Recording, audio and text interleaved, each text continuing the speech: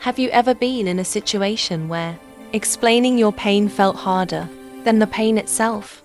Where talking would make everything collapse, so you just stayed quiet? That's how my story began. They call me the Shunammite woman.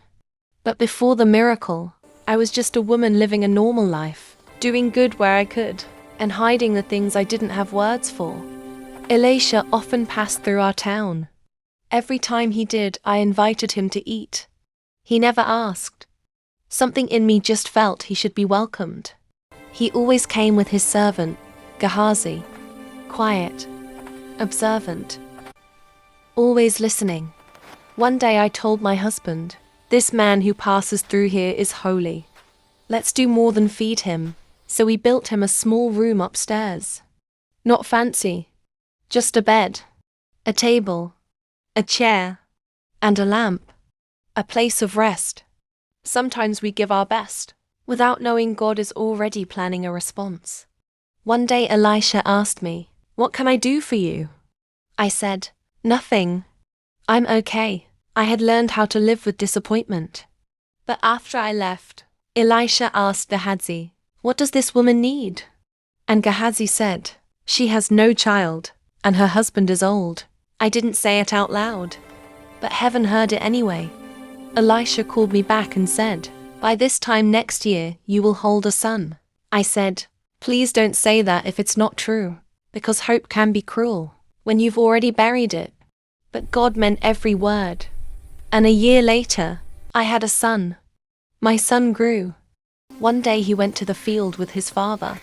Suddenly he cried, "My head, my head." They brought him to me. I held him on my lap until the afternoon. And then, he died. No warning. No time. Just silence. I carried my child to that same room upstairs. The room we built in faith. The bed meant for the prophet. I laid my son there. Closed the door. I didn't pretend it didn't hurt. I just chose where to place my pain. I told my husband I was going to see Elisha. He asked, "Why today?" I said, "It is well."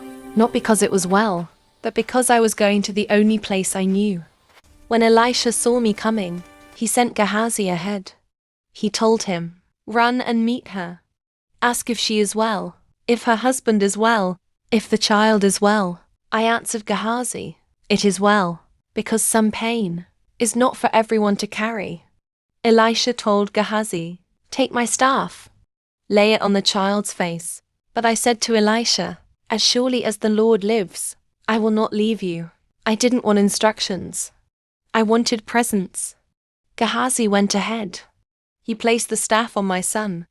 But nothing happened. No voice. No movement. Some situations need more than methods. Elisha entered the room. He prayed. Then he lay on the child, mouth to mouth, eyes to eyes, hands to hands. The child's body grew warm. Elisha walked back and forth. Then he lay on him again. And my son sneezed 7 times and opened his eyes. Elisha called Gehazi and said, "Call the woman." When I came in, he said, "Take your son." I fell at his feet. I picked up my child. The room upstairs was no longer a place of rest. It was a place of resurrection. Maybe your faith today is quiet. Maybe all you can say is, "It is well." God understands that language. Sometimes miracles don't come through rushing. They come through persistence, presence, and trust. And God still honors that kind of faith.